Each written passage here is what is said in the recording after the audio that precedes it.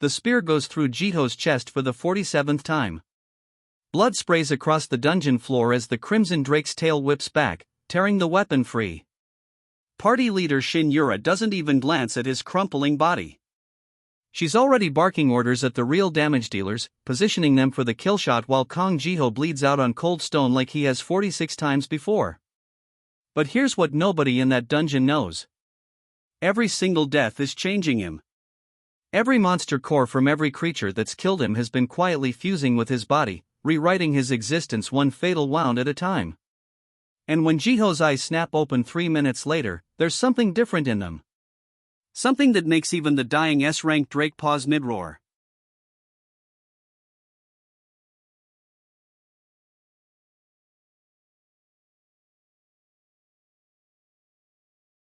Chapter 1 introduces us to Kang Jiho 3 years ago, and he's exactly what you'd expect from an F-rank tank. Weak. Forgettable. Standing in the Hunter Association registry office with test results that make the clerk actually laugh out loud. His defensive stat is 47. For context, the minimum to be considered E rank is 200. The clerk slides his license across the counter like she's touching garbage. F-rank tanks are rare because most people with stats that low don't bother becoming hunters at all. But Jiho's younger sister needs medicine. Expensive medicine. The kind that costs 3 million won per month, and their parents are already dead from a dungeon break 5 years back. So Jiho takes his pathetic F-rank license and starts applying to parties. Every single one rejects him until he meets Shin Yura. She's standing outside a C-rank dungeon with the most beautiful smile Jiho has ever seen, and she looks at his license without laughing. "The Crimson Vanguard needs a tank," she says. "The pay is 500,000 won per dungeon." Jiho nearly cries with relief. He has no idea he just signed his own death warrant. The first dungeon run in Chapter 3 shows Jiho exactly what his job actually is. They're facing a pack of shadow wolves, C-rank monsters with claws that can shred steel. Yura's strategy is simple. Jiho stands in front. The wolves attack Jiho. While they're busy killing him, the real party members Jiho attack tries to from use his behind. shield, This cheap 50,000 won piece of scrap metal from the hunter store. A shadow wolf's claw goes through it like paper. Then through his shoulder. Then his chest. Then his throat. He feels every second of dying. The cold. The fade. The absolute terror. Then he wakes up in the dungeon medical station 6 hours later, and the healer explains that he technically died for 4 minutes before they got his heart started again. Yura hands him 500,000 won in cash and asks if he can do another run tomorrow. Jiho looks at the money. Thinks about his sister. Says yes. And that's how it starts. The worst 3 years of anyone's life. By Chapter 8, Jiho has died 9 times. 9 different monsters. 9 different ways to experience your own death and wake up screaming. But here's what he notices in the shower that night, something he doesn't tell anyone. There's a mark on his chest. Right over his heart. A small crystalline pattern that wasn't there before, glowing faint blue under the bathroom lights. He touches it and feels warmth. Power. Just a tiny spark, but it's there. Jiho checks his hunter stats on the association app. Defense, 47. Exactly the same. Nothing changed. So he ignores the mark and goes to the next dungeon, because his sister needs her medicine and the Crimson Vanguard is the only party that will take him. What Jiho doesn't see is Shin Yura watching from the medical station doorway with a tablet in her hands.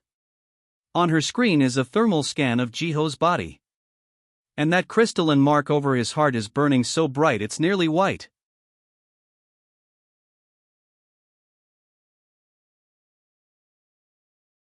Chapter 12 is when everything changes, when Jiho experiences his 15th death. They're in a B-rank dungeon this time, fighting a corpse titan. It's 10 meters tall, made of compressed dead bodies, and its fist catches Jiho square in the chest so hard he literally explodes. There's no other word for it. His body just detonates into gore. The party doesn't even try to revive him this time. Yura calls for a retreat, marks Jiho as deceased in the Hunter registry, and the Crimson Vanguard leaves his remains in that dungeon. Except 3 hours later, in that dark B-rank dungeon with no witnesses, Kang Jiho's scattered pieces start moving, crawling back together like iron filings to a magnet. Bones snap into place. Organs reform. Skin seals over muscle. Jiho sits up in a pool of his own blood with 15 monster cores now fused into his body, glowing like stars beneath his skin. His eyes open. And they're not brown anymore. They're crystalline blue. Glowing. He looks at his hands and watches cracks of light spread across his palms like circuitry. Then the Hunter Association emergency alert goes off in his pocket. The phone that should be destroyed. That survived his death. That's receiving a message that makes Jiho's newly beating heart stop cold. It's from Yura. Just 3 words. Welcome back, Jiho. She knew. That realization hits Jiho like a second death. Yura knew he would come back. She's been killing him on purpose. But Chapter 15 gives us the flashback that explains everything. 5 years ago, Shin Yura was an A-rank Hunter researcher studying dungeon phenomena. She discovered something in the old Hunter Association archives. A classified report from the early dungeon days, 20 years back. It documented 3 F-rank tanks who were repeatedly killed and revived during the first dungeon war. All 3 began exhibiting the same impossible trait. Their bodies started absorbing the cores of monsters that killed them. And after enough deaths, after enough cores, they became something the report called eternal vessels. Immortal. Infinitely regenerating. And completely unstoppable. The Hunter Association executed all 3 and buried the research. Made it illegal to repeatedly deploy F-rank hunters into lethal situations. Jiho doesn't go back to the Crimson Vanguard. Instead, Chapter 18 shows him training alone in the F-rank public dungeons, testing his new body. He lets a goblin warrior stab him through the gut. The wound closes in 30 seconds. He lets a stone golem crush his arm. The bones snap back together in 2 minutes. He's not healing. He's reforming.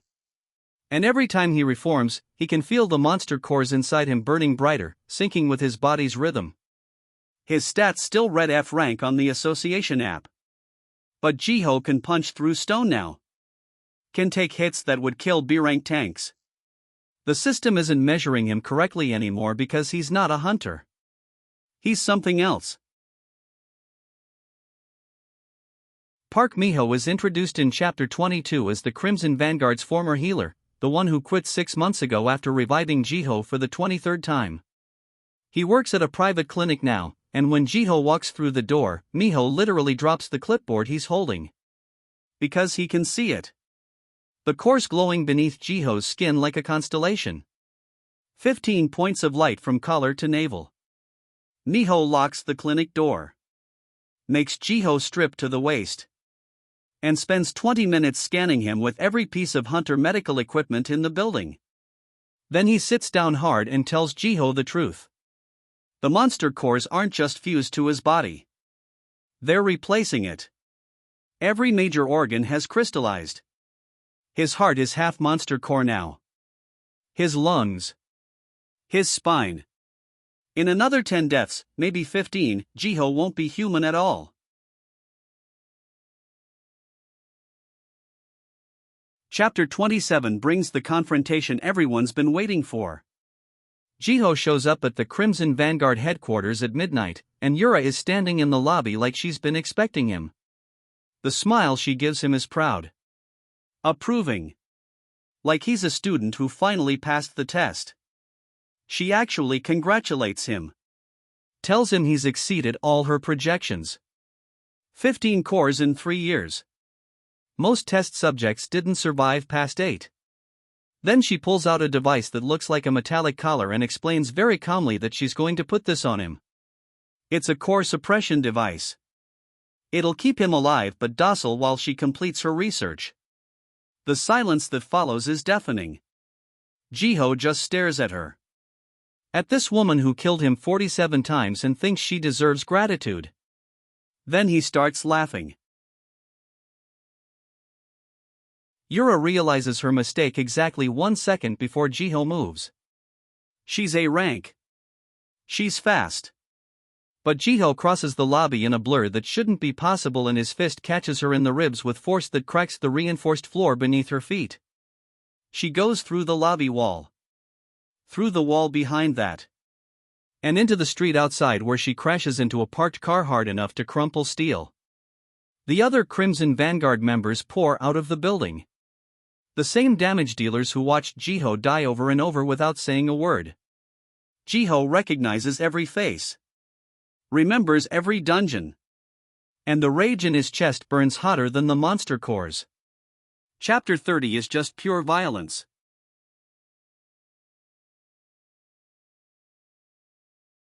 Yura gets back up. Of course she does. A-rank hunters aren't so easy to put down. Chapter 33 shows her true ability for the first time. Blood Monarch. She can control the blood inside any living thing within 50 meters. And she's been holding back this whole time, waiting to see what Jiho could do. Now she pulls. Every drop of blood in Jiho's body tries to rip itself out through his skin. It's agony. Jiho screams. Falls to his knees. Yura walks toward him slowly, confidently. Tells him he's strong but still biological. Still vulnerable. Still hers. She reaches for the suppression collar. And Jiho's hand catches her wrist. Because when you replace enough of a body with monster cores, blood stops being your primary life support. The cores in his chest flare. The light explodes outward. And Shin Yura goes flying back with absolute terror. The Hunter Association arrives in Chapter 36 with a full suppression team. 12 A-rank hunters. 3 S-rank squad leaders. Emergency dungeon break protocols. Commander Seo Jaiwon speaks through a loudspeaker. Asks Jiho to surrender peacefully for evaluation. Promises fair treatment. Jiho, standing in the middle of a destroyed street covered in his own blood and concrete dust, laughs so hard he coughs. Fair treatment. Like the fair treatment of being killed 47 times for research. He asks Seo Jaiwon one question. Does the Hunter Association still have a kill order for eternal vessels? The silence on the other end of the loudspeaker is answer enough. Chapter 40 is the battle that breaks the internet in this manhwa. Jiho versus 12 A ranks and 3 S ranks in the middle of Seoul. It's not even close. But Jiho's not stupid. He knows he can't actually beat 3 S ranks in sustained combat. Chapter 43 shows his real plan. While they've been fighting, he's been moving toward the nearest dungeon gate. An A-rank gate that opened 2 days ago and hasn't been cleared yet. Jiho crashes through the barrier and runs into the dungeon. The S-ranks chase him. Big mistake. Because inside dungeons, the normal rules don't apply. And Jiho's body runs on monster cores. The A-rank dungeon is a frost labyrinth, filled with ice wraiths and frozen golems. The monsters ignore Jiho completely. They sense the cores in his body and think he's one of them. But they attack the S ranks with everything they have. And in the frozen darkness, Kang Jiho disappears like he was never there. Chapter 47 jumps forward 3 months. Jiho's been living in the deep dungeons, absorbing cores. He's up to 32 cores now. His eyes glow permanent blue. And he's learned something incredible. He can feel other F-rank hunters dying. Every single one. Like a network of pain. Chapter 50 shows him saving a kid named Ryo Hwan, being used as bait by a D-rank party. Jiho saves him. Helps him transform. And makes a decision that will reshape the entire Hunter world. The final scene shows Jiho outside Hunter Association headquarters with 3 other transformed F-ranks. He broadcasts a message on every news channel. Either they change the laws that allow parties to abuse low-rank hunters, or he'll build an army of unkillable hunters who don't need the association's approval. He gives them 1 week. And the final shot shows Shin Yura watching from a hidden lab. She picks up her phone. Activate the vessel protocol. The undying shield will return.